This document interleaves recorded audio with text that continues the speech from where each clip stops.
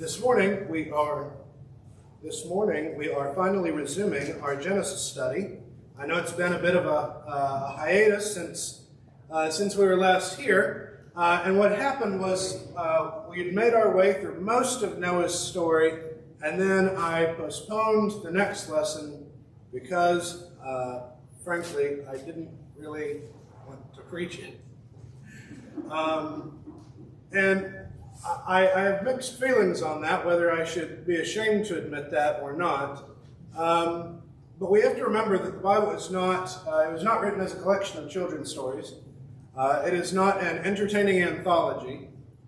It has frank and accurate depictions, very serious, about wickedness, shame, sin, and the realities of what mankind is really like. It also contains, of course, depictions of love, goodness, pure holiness, honor, those things. But it does so sometimes in very frank ways, and sometimes gives us narratives and stories that we would rather not read and definitely rather not talk about in public. But I decided a long time ago that I was going to preach through this book, and so I decided to bite the bullet and just do it. It was not my intention to cover this on Father's Day, so I'll just throw that out there. But if you haven't already noticed, the story of Noah parallels the story of Adam. Okay? That's very interesting, some of the ways that this plays out. And of course, the beginning parts of Genesis chapter 1, on the first 3 days of creation, God creates the world, he creates the heavens, he gets everything ready, and then on the following days he fills the earth, right? He fills the earth up with animals and birds and plants, all of these things, right? He fills the world that he has created. And in Genesis chapter 7, after God has flooded the world, he drains the water back out, and we have the world all over again. He has recreated it in some fashion. It's the same world, but it's been recreated clean and pure once again. And then Genesis chapter 8, everyone gets back off the ark, and the world is filled back up. Then at the beginning of chapter 9, God blesses Noah with an almost identical blessing to the one that we see at the end of chapter 1 and the beginning of chapter 2. And so we've got these parallels so far. And all that's left to complete us out is that at the end of Adam's story, in chapter 3, he sins, and we have this fall. And this curse that comes upon mankind as a result. And unfortunately, if our parallel is tracking, that's what we can expect to happen at the end of chapter 9. And that's indeed what happens. Let's take a look at this. Genesis chapter 9, verses 18 through 29. Genesis 9, 18 through 29. Now the sons of Noah who went out of the ark were Shem and Ham and Japheth. And Ham was the father of Canaan. These three were the sons of Noah, and from these the whole earth was scattered abroad. Then Noah began to be a man of the land and planted a vineyard. He drank of the wine and became drunk and uncovered himself inside of his tent. Then Ham, father of Canaan, saw the nakedness of his father and told his two brothers outside. But Shem and Japheth took the garment and laid it upon both their shoulders and walked backward and covered the nakedness of their father. And their faces were backward, so that they did not see their father's nakedness. Then Noah awoke from his wine and knew what his youngest son had done to him. So he said, "Cursed be Canaan, a servant of servants he shall be to his brothers." And he said, "Blessed be the Lord, the God of Shem, and let Canaan be his servant. May God enlarge Japheth, and let him dwell in the tents of Shem, and let Canaan be his servant. And Noah lived 350 years after the flood. So all the days of Noah were 950 years, and he died. So, like I said, not necessarily a very positive or exciting narrative that we get here. And you may be wondering, okay, what is the relevance of this story? Why is it that this is recorded for us? What are we supposed to get out of that? And beyond that, what's going on here? I'm confused. And I felt the same way for a long time in trying to understand it. But I think the number one most important lesson for us to remember is the same as the lesson that we learned from the fall. When we watch what happens with Adam, that God puts Adam into this perfect world, and he takes care of him, and he provides for him, and he blesses him, despite everything that God did to Adam and Eve, when temptation comes along, they still give in to it. And despite Noah's advantage in having seen the effects of sin, in having seen what happens when sin continues to flourish and grow, and where it eventually leads, and how dramatic it eventually becomes, despite Noah's advantage in seeing all those things, we see that sin has not left the world. In Genesis chapter 6 and 7, we see God destroying the earth. We see him killing off all of the sinners, even going so far as to destroy all of the buildings and structures, killing all of the animals, destroying the plant. Everything gets eradicated from the earth in an attempt to cleanse it. But even when he does so, taking a select handful of the animals and taking a righteous man and his family, preserving them and depositing them back on the earth. Even so, the one thing that doesn't die off during the flood is sin. Sin didn't go away. The flood was not a solution for the sin problem, nor, as we will see, is it a solution for the consequences of sin. Although Noah has this experience, and although we see him described in chapter 6, verse 9, chapter 6, verse 9 says, "These are the generations of Noah. Noah was a righteous man, blameless among those in his generations. Noah walked with God." For 600 years, he had remained faithful to God, and we might think if you can just manage to be righteous for 6 centuries, surely you have something figured out. You've got it in your head. You are good to go. But the lesson that we learn here from Noah and from his sons is that until you pass from this life, you are not ready to say that you have finished. Even though he is late in his life, Noah is not able to say that he has completed his journey. We see a similar lesson in the life of Paul. In 1 Corinthians chapter 9, verses 24 through 27, writing to the Corinthians, he says, "Do you not know that those who run in a race all run, but only one receives the prize? Run in such a way that you may win. Now everyone who competes in the games exercises self-control in all things. They then do it to receive a corruptible crown, but we an incorruptible.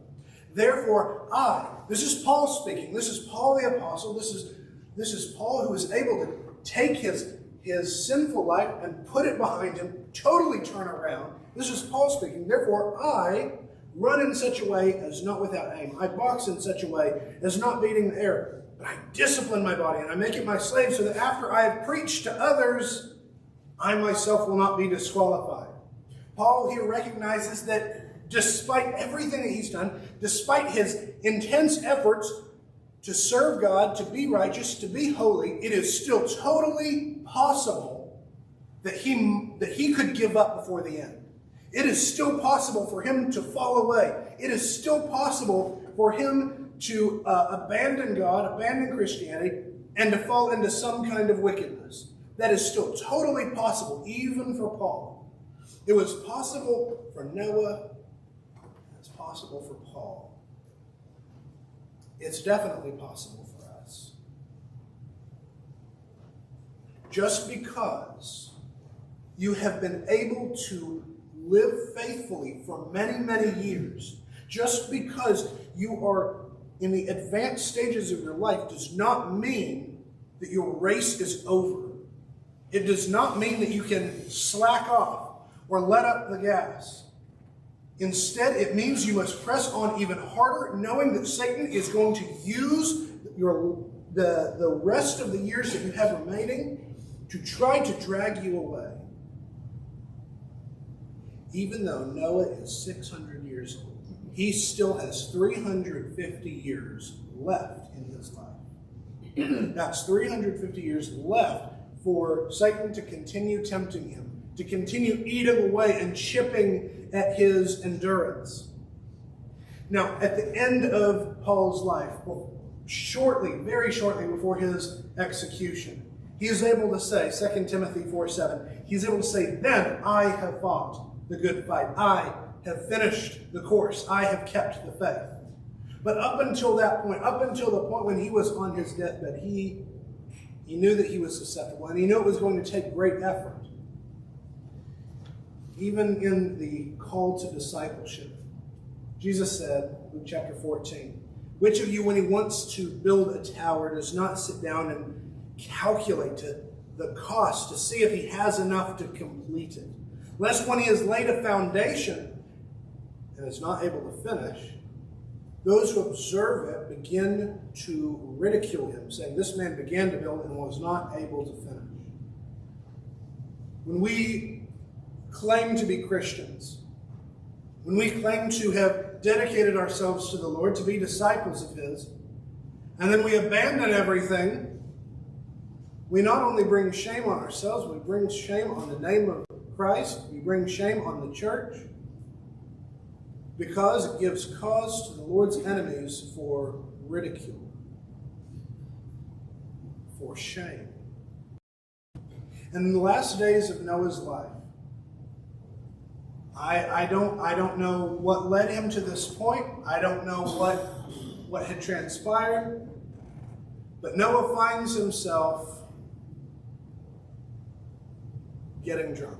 I don't know why. I don't know what was going through his head. I wonder myself if it had something to do with everything that he had seen and that weighing on him very heavily.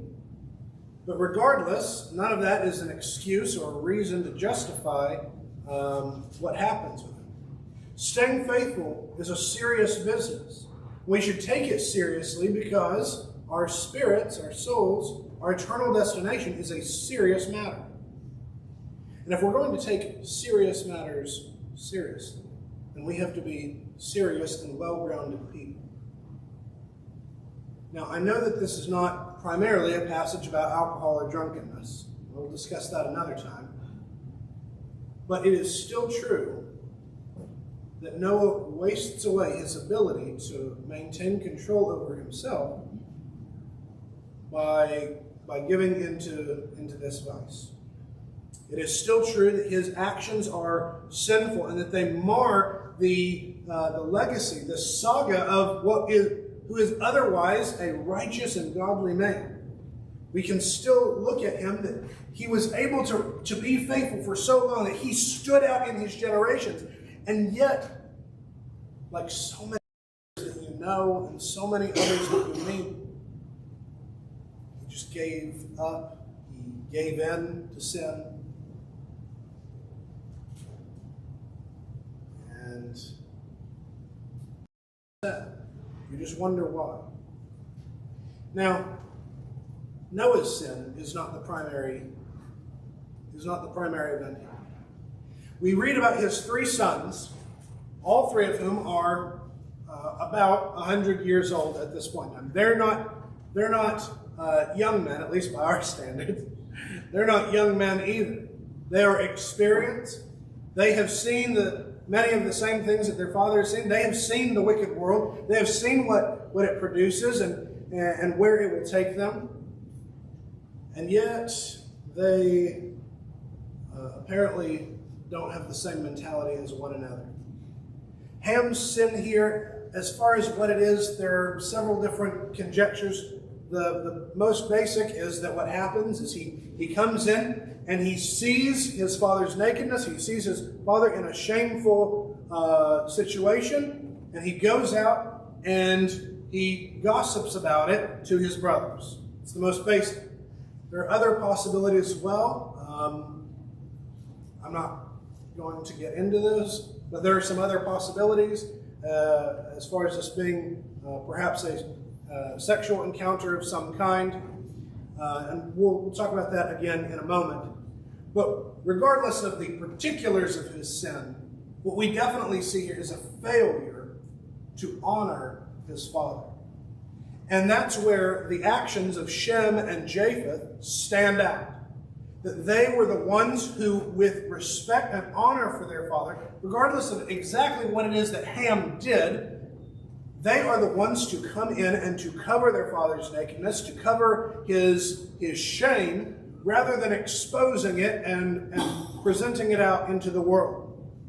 Now, we don't often talk about the importance of respecting our parents as adults, but I want for us to think about this for a moment. Jesus reinforced the Old Testament commandment in Mark chapter 7, verses 8 through 13. Mark 7, 8 through 13. He's speaking to the Pharisees. He says, leaving the commandment of God, you hold to the tradition of men. And he's in a discussion about that, and he gives an example. He was saying to them, you are good at setting aside the commandment of God in order to keep your tradition. You may not be good at keeping God's commandments, but you're good at setting them aside. For Moses said, honor your father and your mother, and, notice how serious this was, he who speaks evil of father and mother is to be put to death. But you say, if a man says to his father and mother, whatever you might benefit from me is Corban, that is to say, given to God, you no longer leave him to do anything for his father or his mother, thus invalidating the word of God by your tradition, which you've handed down, and you do many things such as that. The Pharisees apparently had this tradition that instead of, in your parents' old age, instead of caring for them and providing for them in the way that they had once provided and cared for you, you could take whatever you were going to give and you could give it to the temple. You could present it in as part of your offering to the temple, and that would absolve you from the other obligation. Well, Jesus makes the point here that when you do that, first of all, you're disregarding that first commandment. You're disregarding the command of God to care for your father and mother, but also you're disregarding your father and your mother. You are showing them dishonor by doing so. And he's reinforcing the importance of this, the importance of giving respect, not just as children, but giving respect and honor and care for your parents in their old age. Paul reiterates the same thing in Ephesians 6, 1 through 3, when he says, children, obey your parents in the Lord, for this is right. Honor your father and mother, which is the first commandment with a promise, so that it may be well with you, and you may live long in the land. Now, of course, this text applies to young children. Paul is not primarily writing the letter to the Ephesians to little children. He's writing to adults, and he is reminding us that even as grown-ups, even as mature adults, we are still to honor and show respect for our parents. Proverbs 23:22. Listen to your father who begot you, and do not despise your mother when she is old. If your mother is old, it means that you are probably getting into adulthood if you're not an adult already. When Jesus tells the Pharisees that they, by their tradition, set aside the commandment of God, I wonder if we do the same thing, not by our religious tradition, by our cultural traditions. In American culture, it is very common when you reach early adulthood to move out of your parents' house and then to make all of your own decisions and disregard anything and everything that they have ever said to you. Because now you're your own person and you're your own adult. Now, I have no problem, and I don't see any scriptural basis for having a problem with moving out of your parents' house. I don't have any problem with that. I actually, I moved out very young. I moved out when I was 16 years old. I understand what that's like, wanting to, have some independence and forge your own path ahead. But also, as you continue to grow, you realize too late the respect that you ought to have had for your parents and for the teachings which they passed down to you, and the respect that you ought to have for them, at least in their role as your father and your mother, as adults.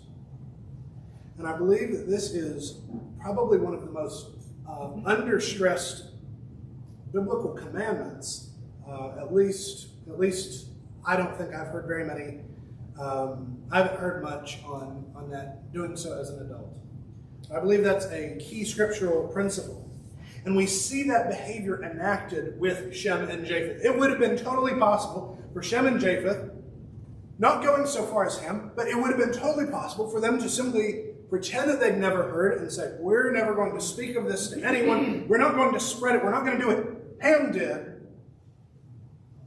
And then just leave it at that. That would have been totally possible. But notice that they take the extra step in covering their father's nakedness and showing him additional honor. Okay. Then as we pass into verse 24, Noah awakes and he realizes what has happened. I don't know what occurs. I don't know, maybe Shem and Japheth are the ones to tell him. He woke from his wine. He knew what his youngest son had done to him, and he delivers this curse, not directly upon Ham, but upon Ham's son and Ham's descendants. Okay? And then he gives a blessing to Shem and Japheth and to their descendants. Why? How does this make sense? All right. Here's what I want for us to consider very quickly. I want you to think about the impact of this message on the original hearers. I want you to think about this from the frame of reference of the children of Israel wandering in the wilderness as Moses is writing these things down. I don't know exactly when he writes these things down, but Moses writes these things down and he gives it to the people. And all of this happens because Moses dies on the border of the Canaan land. All of this happens before they actually enter. Now, once they enter that land, the instruction from God for them is to wipe out the Canaanites, to wipe out the Philistines, to kill these people off. And this is an extremely heavy instruction. And I think it naturally gives us some pause, and it's a little bit hard to process that God would instruct something like that. I mean, that's genocide, right? So how is this justifiable? And I'm sure that the Israelites have plenty of their own questions approaching the land. What I believe is going on here is that God is anticipating those questions and he's answering them in advance. The two main peoples that they're going to have to deal with the most are the Canaanites, which is several different groups of people, and the Philistines. Now I want you to notice something in chapter 10.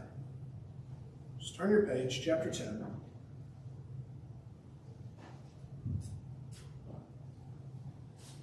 In chapter 10, you have the breakdown of all of these three sons and who their descendants eventually are going to become. Which nations are going to come out of these three men? It begins in verse 2 by giving the sons of Japheth. Then in verse 6, it gives the sons of Ham.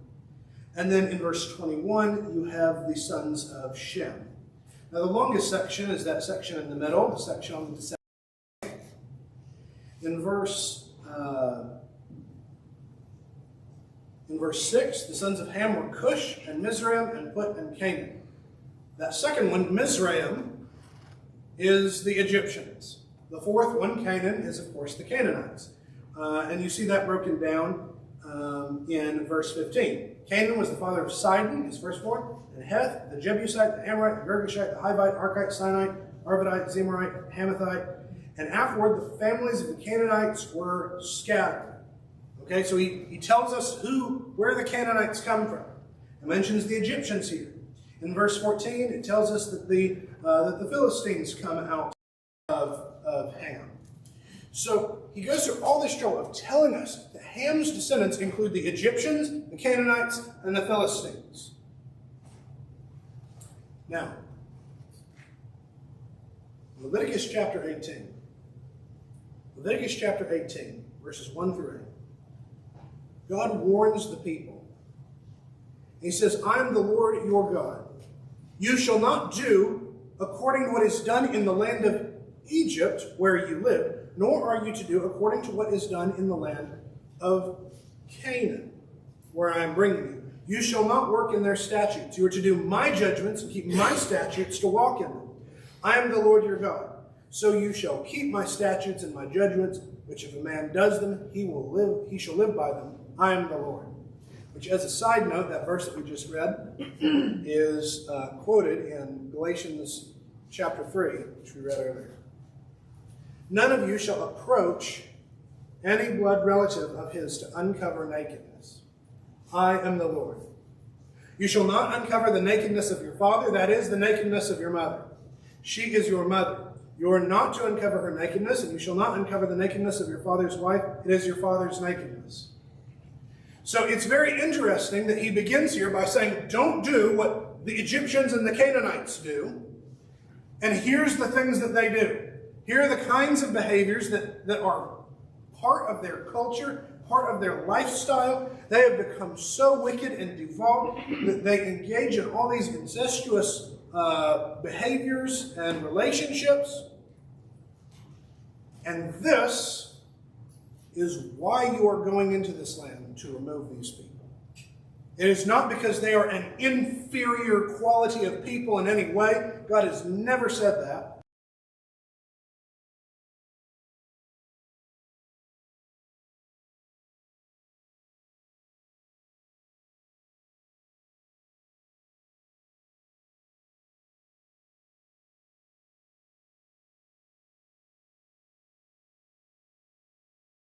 You look at what Ham does. It does not say, I want to make this point for consideration. It does not say that Ham uncovered the nakedness of his father. It says that his father uncovered himself and Ham saw it. But it is still the case that we see Ham's descendants becoming the kind of people who do. Becoming the kind of people who engage in these immoral and lewd acts. And for that reason, God brings judgment upon them. It is for that reason that Noah is able to give this curse on Canaan upon Ham's descendants, not because he hates Ham for some reason, but because Noah can see, and God can see, where these actions are going to lead. We watched in chapters 4 through 6, we watched as the children of Cain went from manslaughter in anger to being the kind of people who kill just for the pleasure. We watched the devolution and the increase of wickedness. We watched it happen the first time, and now in Genesis 9 and 10, we're watching it happen all over again. Because the world never changes. And we're watching it happen in our world today. There are always going to be groups of people who grow worse and worse and more wicked as time goes on. And there are going to be those people who refuse to do that, who stand strong in the face of temptation and instead walk with God. We saw that with Enoch, we saw that with Noah, we see that with Shem and Japheth, that they choose to be righteous men instead. Consider the effect that your decisions will have on your children, on your grandchildren, your great-grandchildren. By the time the Israelites are standing on the edge of the Jordan River, about to enter the land, the Canaanites are tens, maybe more, maybe even more than that, dozens of generations removed from Ham and his original wickedness. And yet the effects are still felt. The lives you lead are going to impact not just one or two generations. They will last for centuries. You should take that seriously. So, in a way, this was a really bad Father's Day sermon. But I hope in another way, it is encouraging. First, because it is absolutely biblical to honor your father. It is absolutely biblical and right to pay respect to the men who raised you, as well as your mothers, but it's Father's Day, so I'm saying Father. It is absolutely right to do so. It is also absolutely right as fathers to consider very seriously what your actions are going to lead to. And to remember that just because you've made it as far as you have in life does not mean Satan is done trying to get you to give up. I encourage you to stay faithful, stand strong, and to give God the glory at all times. If you have any need to repent or make any wishes known, please come when we stand and sing.